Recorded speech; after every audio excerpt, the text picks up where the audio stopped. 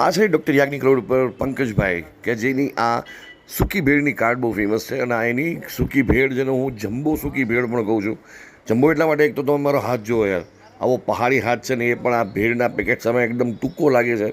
એટલે વિચાર કરો કેટલી ક્વોન્ટિટી આ ભેળની અંદર આવે છે. એક ભેળ તમે સાંજે ખાઈ લો એટલે પેટ આમ તમને ભલે હલકું ફૂલકું લાગે પણ ભરાયેલું લાગે. કન્ફ્યુઝ ન થતાં હલકું ફૂલકું પણ ભરાયેલું. એની પાછળનું કારણ છે એની અંદર વસ્તુઓ જે છે એકદમ લાઇટ વેઇટ વસ્તુઓ છે પણ ક્વોન્ટિટી જબરી આપે છે. અને બીજી એની ફેમસ વસ્તુ છે એની નાયલોન સેવવાળી સેવપુરી, કે આમ જુઓ તો થોડી આમ રસદાર વસ્તુ છે. માથે મસ્ત મજાનો રસો પડે અને ઉપર નાયલોન સેવ હોય એટલે ક્રિસ્પી પણ લાગે અને જેને કહે ને કે માઉથ વોટરિંગ વસ્તુ છે. હવે આપણે જોઈએ એની જે સૂકી ભેળ ફેમસ છે કઈ રીતે બને છે.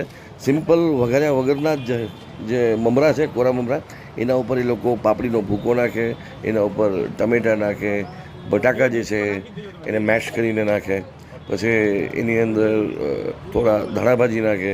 કેટલાક લોકો બહુ શોખીન હોય તીખું ખાવાના તો એ મરચીની કટકી કરાવીને ખાવે. માંથી લીંબુ પડે છે, નાયલોન સેવ પડે છે, બે પ્રકારની ચટણી જે છે, ચટણીની ક્વોન્ટિટી થોડીક ઓછી નાખવામાં આવે જેથી કરીને એ ભીની ભેળ ન બને અને એની અંદરનો સ્વાદ જળવાઈ રહે પણ ભીની ન બની જાય. કારણ કે ઘણા લોકોને ભીની ન ખાવાની પાછળનું કારણ પણ એ હોય કારણ કે ભીની ભેળ છે રસો વધી જાય તો પાછું જે પેટ છે થોડું ફૂલ થઈ જાય. લાઇટ વેઇટ વસ્તુ ખાવા માગતા હોય કે ભાઈ ઘરે પાછું જઈને ડિનર પણ કરવું છે કલાક બે કલાક પછી, તો એ લોકો માટે આ સપોર્ટિંગ વસ્તુ છે.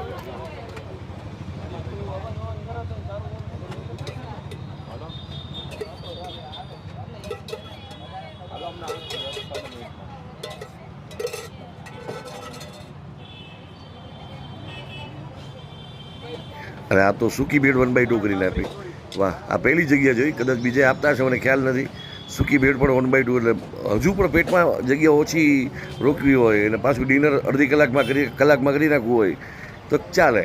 આ પાછી સૂકી ભેળ બની રહી છે ફૂલ પ્લેટ. હવે ઘણા લોકો શું કરતા હોય એમાં માથે મરચાંની કટકી પણ નખાવતા હોય. કેટલાક લોકો સ્પાઇસી બધું ખાવા માગતા હોય તો એ પ્રમાણે ચટણી એડ ઓન કરાવે. પણ બને ત્યાં સુધી આમાં મીઠો રસો કોઈ નથી નખાવતું સૂકી ભેળમાં. થોડી પાછી એ ભીની ભેળ બની જાય અને થોડી હેવી બની જાય. જે કોરી ભેળ આવે ને એ પછી ફોટા માટે રાખી દેજો. હવે આની ઉપર થોડું લીંબુ નીચવામાં આવશે. ટેંગીનેસ જે છે એ આની અંદર ભરપૂર હોય. ઘણા લોકો એક્સ્ટ્રા લીંબુ અને મસાલો નખાવતા હોય જેથી કરીને જેને કે મસાલેદાર પણ બને ને ટેંગી પણ બને.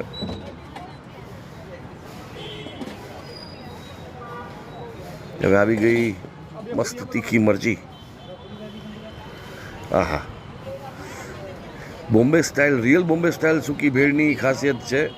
મુંબઈમાં પણ મેં જોયું છે ઘણા લોકો મરચી નખાવતા હોય છે કટકા કરીને. તો એ જે છે એક્સ્ટ્રા તીખું ખાવાવાળા હોય મારા જેવા શોખીન, એ લોકો માટે.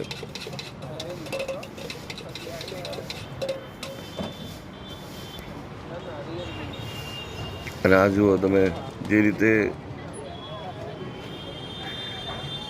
સૂકી ભેળ જેટલી ક્વોન્ટિટીમાં આપવામાં આવે છે.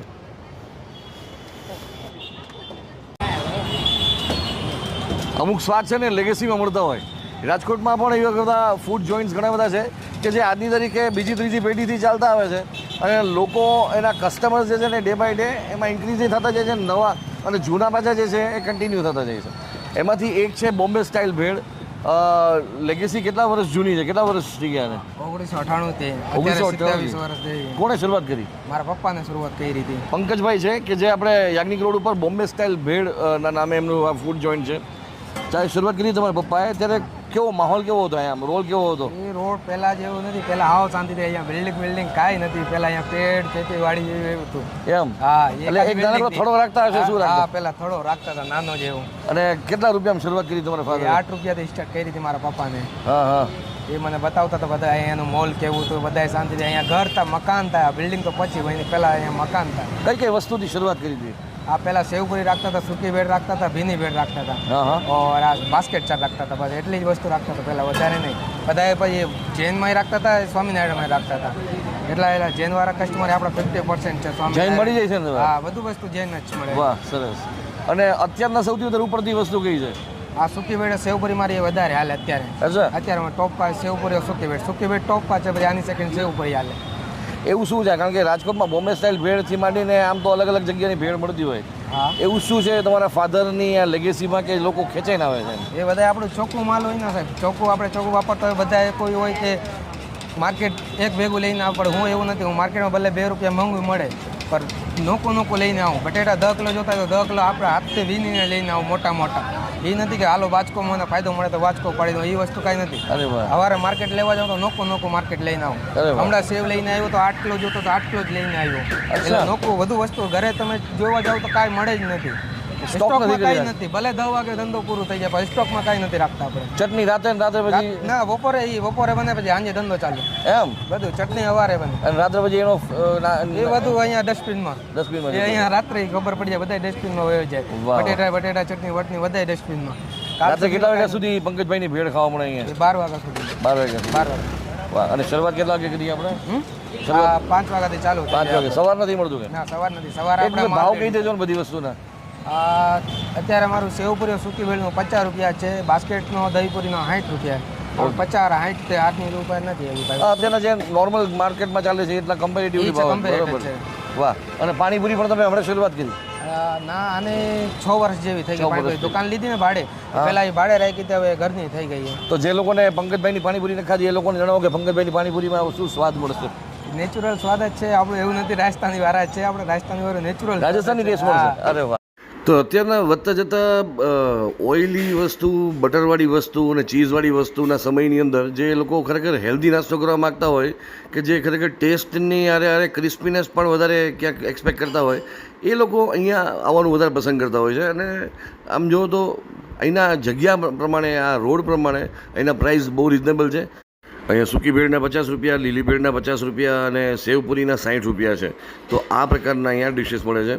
બીજું તમે ક્વોન્ટિટીની સામે તમે એની અંદરની વસ્તુઓના કોન્ટેન્ટ જુઓ. તમે મમરા એ પણ વઘાર્યા વગરના છે. હા, પાપડી તોડેલી હોય પણ એ પણ બહુ લિમિટેડ માત્રામાં હોય, ક્રશ કરેલી ક્રન્ચીનેસ માટે થઈને. સેવ, મમરા, ચટણી, થોડું વેજીટેબલ એટલે કે ડુંગળી, ટમેટા અને થોડા બટાકા. એવી વસ્તુ છે કે તમે માઇલ્ડ રીતે પણ ખાઈ શકો, બહુ હેવી ન પડે. મમરામાંથી જ બનાવવામાં આવે છે, બોમ્બે સ્ટાઇલ બ્રેડ. બીજું પાપડી અને એની ઝીણી સેવ છે એ ખરેખર ટેસ્ટને એનહાન્સ કરે છે ને પાછી ક્રન્ચીનેસ એડ કરે. મોદી સાહેબે ઝાલમુડીનો ટ્રેન્ડ કર્યો છે. ઝાલમુડીમાં નામાં બહુ જાજો ફરક. આ ઝાલમુડીની મોટી ભેટ કહી શકો એમ, બોમ્બે સ્ટાઇલ મોટી. ઝાલમુડી ગુજરાતી ભાષામાં તીખા મમરા, જી જેને ઝાલમુડી કહેવામાં છે. મૂડી એટલે મમરા, ઝાલ એટલે જી તીખું. તો આ વન ટાઈપ ઓફ એ જ છે. આપણે તીખી ચટણી નાખી અને કોરા મમરા જી તમે જોઈ શકો. બાબા એમાં એને બટેટા, ડુંગળી, ટમેટા જી ઉમેર્યા છે. કેમ છે? તો એના ટાઈમિંગ્સ તમને કીધું. સાંજે 5 વાગ્યા પછી આ કાર્ડ શરૂ થાય છે. અને એક્ઝેક્ટ એડ્રેસ તમને કીધું. ડૉક્ટર યાજ્ઞિક રોડ ઉપર રામકૃષ્ણ આશ્રમની સામે બ્લુ ક્લબવાળી શેરીમાં, બ્લુ ક્લબની એક્ઝેક્ટ સામે બોમ્બે સ્ટાઇલ ભેળ.